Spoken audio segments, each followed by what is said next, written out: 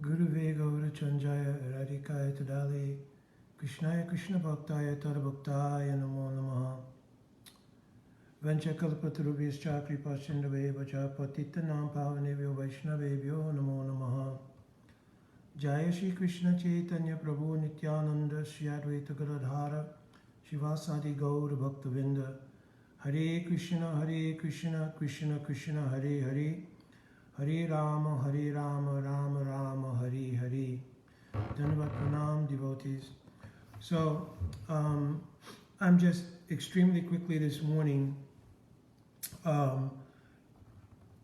answering and not answering at the same time a flood of kind of inbox questions I received yesterday. Maybe succinctly put, there was kind of two different divisions of things that came in. One was regarding specific questions about the presentation of Prabhu Sundara Gopal yesterday on Namras's podcast, which I thought was really excellent. I've always thought these podcasts, in the diversity of what they are as well, not only topically, but the amount of Vaishnav life that it covers in terms of diversity, I think is a really wonderful thing. And I've also agreed that certainly I would participate whenever our schedules can align. But particularly yesterday, the podcast that was done by Sundar Gopal Prabhu, which I also thought was very excellent. I have great appreciation for Sundar Gopal Prabhu and the amount of research and energy that he's put into developing, not only for his academic purposes, but for sharing with the Vaishnav Mandal, as he did yesterday, the kind of research that he's doing. So some questions were about specific things that he mentioned, and also referencing specific things mentioned by someone else I have great regard for, Pujapad Padmanabha Maharaj, who made an earlier presentation on the podcast, both obviously around the nature of the inherency of bhakti in the jiva. So as far as the specific questions are concerned regarding either Maharaj's presentation or Sundar Gopal Prabhu's presentation, I would defer that you can write to either one of them. They're both available on Facebook, and maybe they're probably being flooded with questions. If I'm getting a lot of questions and I wasn't either one of the presenters, I could imagine they're also flooded. So I would think patience is also going to be needed, but I would defer that specific questions you could send to them. I've had communication with both, and it's very wonderful because both are Vaishnavas who have the mood of Vaishnavata when it comes to speaking and discussing Siddhanta. I thought even Sundar Gopal Prabhu made a very good point about the nature of the verse. What is it? Siddhanta Baila Chittana Kara Ulas. Right? So I think overall that's the best thing to get specific questions answered, because I may be faulty in how I've paraphrased back the question and so forth. So you just better those specific questions addressed to either Maharaj or to Sundar Gopal Prabhu.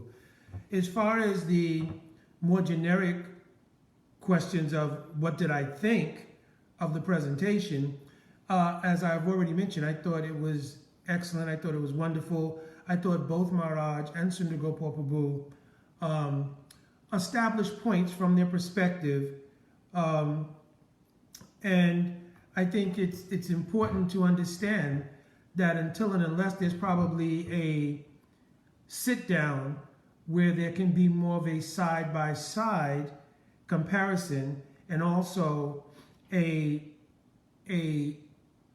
sastric introduction, meaning because Maharaj presented so many quotes of Sastra, Sundar Gopal's presentation was not specifically around counterpointing all of the sastric points that were made by Maharaj. I think his emphasis was to show that Srila Bhaktivinoda Thakur's presentation to the Vaishnav Mandal was not a strategy. And of course, we have to really, again, define preaching strategy, because there's a connotation to it, and there may be a specific application to it that was meant by Maharaj. Those things would come out, obviously, in mutual dialogue, which may evolve, that maybe they'll both have a situation where they sit down together and go over it, and therefore maybe those things will become more clear. But his presentation, Sundar Gopal Prabhu's, was mostly to establish that it was not a preaching strategy, especially in the connotated sense of what a preaching strategy is, and that there is a basis under which he made his presentation, which is consistent with the line of how presentations have been made by our previous acharya. So it was therefore not a new invention. So I think he excellently made those points yesterday. And there were many things that I also had never heard. I had never heard that there was a temple of Sri Vaishnavas related, especially Jaimatri Rishi temple near where Bhaktivinoda Thakur was in Puri. I had never heard that before.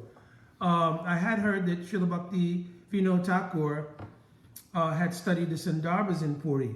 I didn't hear as much about him having studied the Sri Bhashya and the source materials, though I had known in general. Fakir Mohan, prior to his passing, had given many classes about Bhaktivinoda Thakur, and also my Guru Bhai, Prem Prajan Prabhu, very excellently has given many presentations regarding Bhaktivinoda Thakur. And so I had heard somewhat about his studies in Puri and so forth and so on, and obviously in Swalikiti Jivani, there's some mentions of these kinds of things as well. So I think on those points, I think they were very excellently covered, and I think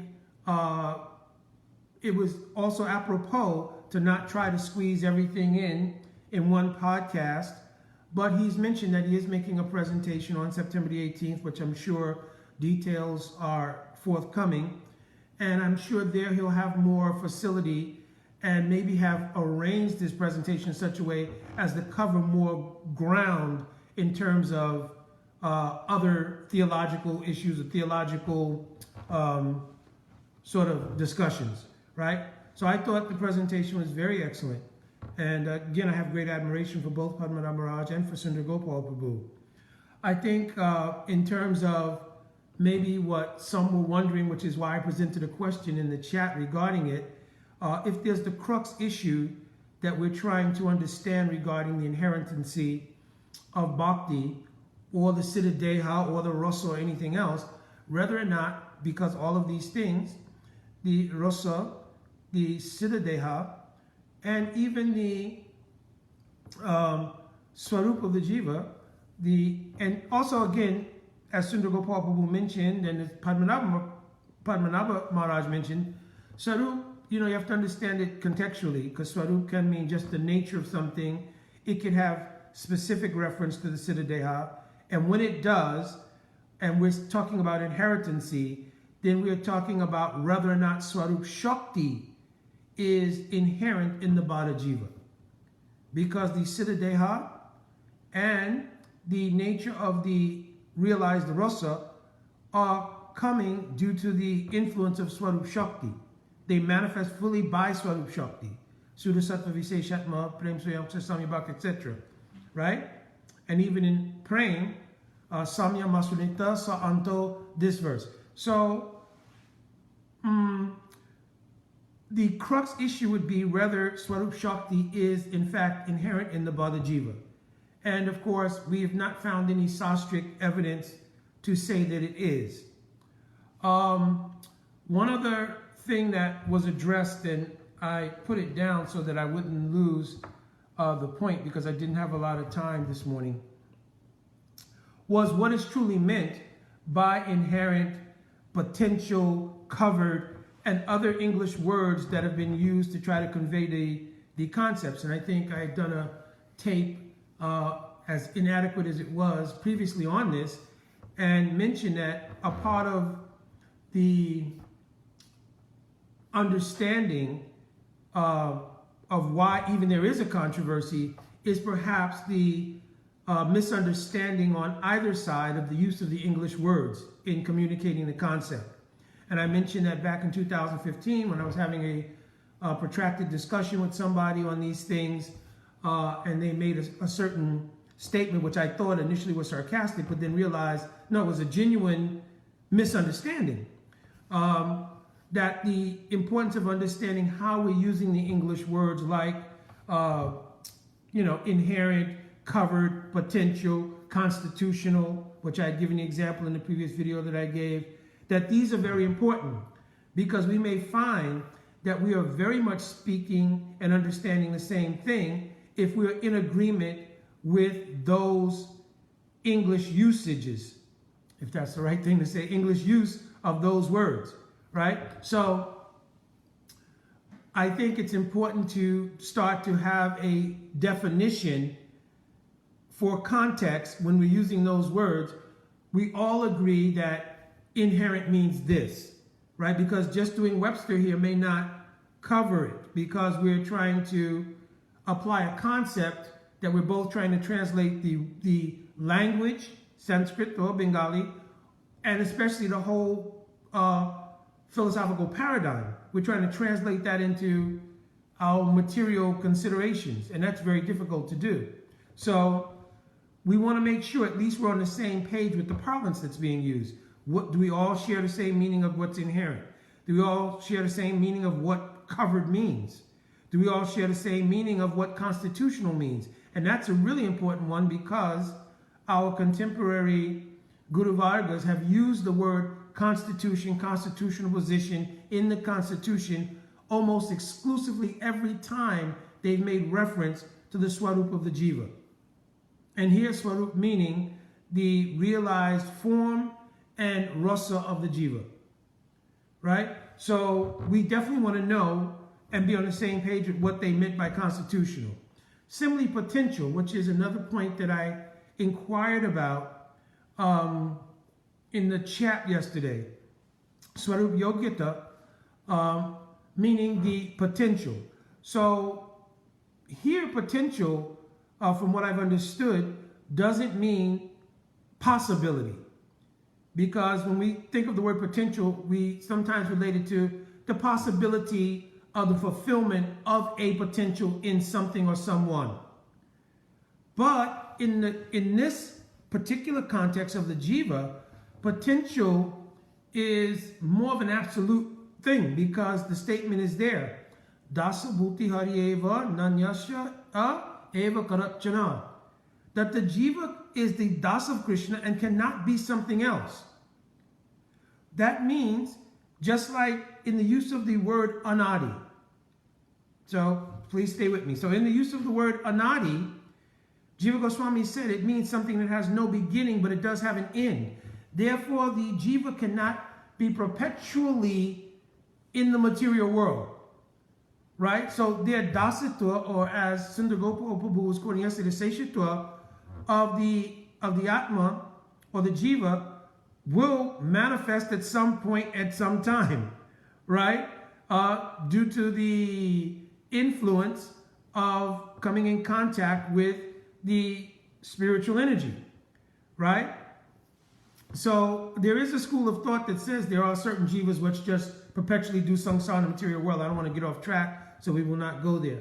But it's not in our Gaudiya theology that that's the case. In fact, every jiva at some point will come to an end as far as their sojourn in the material world.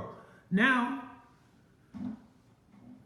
because of that, it does not mean automatically that in the quote uncovering from ignorance, that it axiomatically means that there is some kind of relationship directly with Krishna in one of the 5 kinds of rasa. Right? Because even those who experience Atma Ananda, which means that they're free from the influence of Avidya Shakti, right? And they're experiencing the Atma free from that influence, they're tasting Dukkha Pratyogita, means the absence of material misery. There's a kind of Ananda in that. And still, there's potential Rasam evam labd anandi bhavati, right? And there's potential labda ananda bhavati, excuse me. There is potential for that ananda to grow, You understand? So it's not an axiomatic thing that simply the removal of ignorance reveals a particular kind of vaishishta in terms of a particular rus with Krishna in a particular mood with a particular spiritual body, etc. The uncovering of ignorance that's not a concomitant immediate factor. Rather, by the influence of Swarup Shakti, right? A particular realization of a particular type of rasa, etc. is realized. So because, for the most part here, and I'm not speaking outside of the context of those who are aspirants in bhakti. So in that context of those who are aspirants in bhakti, because we are practicing for Shuddha Bhakti, then there is a specialized outcome to the descent of Swarup Shakti, or the internal energy. Because we have a particular mode of sadhana that will give a particular sadhya. But it's not an automatic thing that just the removal of ignorance reveals all of that. It is the speciality of the practice of bhakti. If you're practicing Vaidhi Bhakti towards the sadhya of Vaikuntha Bhav, that's what would be revealed. If you're practicing Raganuga Shadan, for the revelation of Braja Bhav, right? And then even within Braja Bhav, a particular type of mood. So the outcome that is specific in Seshitva Dasitva is based on Swarup Shakti descending based on that practice. So my point here being that something being inherent and just the removal of ignorance that is revealed, we have to be careful with that. And my original point being that potentiality here means, particularly Swarup Yogita, was in reference to that the jiva has potential to realize, according to their practice, right, a speciality within being the Das of Krishna. Another look at being the Das of Krishna is the categorical fact that whether you realize anything or not, even if you're in Maya, you cannot change the fact that you're a Das of Krishna. That fact of what you are can't be changed. Right? So that's another angle of vision. But if we're applying the Seshitva, Dasitva, and Vaishishta of that, meaning a particular kind of relationship, etc., well, that doesn't happen simply by the removal of avidya. But it happens when avidya is removed by Swarup Shakti. So by the influence of practice in a particular way in bhakti, and the descent of Swarup Shakti removing avidya, then Swarup Shakti simultaneously reveals, right, the specific type of relationship, etc., that we have with Bhagavan. On the other hand, if somebody's practicing, let's say, for instance, Gyan, and just by the influence of Gyan or Tapasya, etc., they come to realize that I'm not this body, and they become realized in the fact that this material energy has nothing to do with me, then they may be free from the influence of avidya, but it doesn't automatically include that they have some vaishishya in their dasita towards Krishna. So Swarup Yogita is something which is important to look at as something which is there in the Atma of the Jiva, the potential for a particular type of relationship.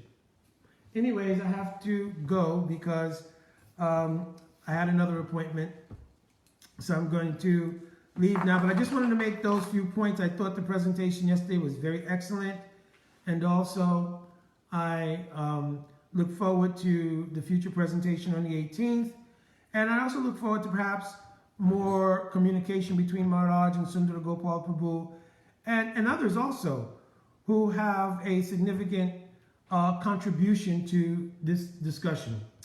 So I'm sorry for whatever parts were a little rambling, but I was kind of rushing because I have another appointment. But I did want to get this out before it got late in the day. And then tomorrow, of course, is Sri Janmashtami. And even today, in the Adivas, we're kind of absorbed in thinking of Janmashtami and Janmashtami Katha, etc.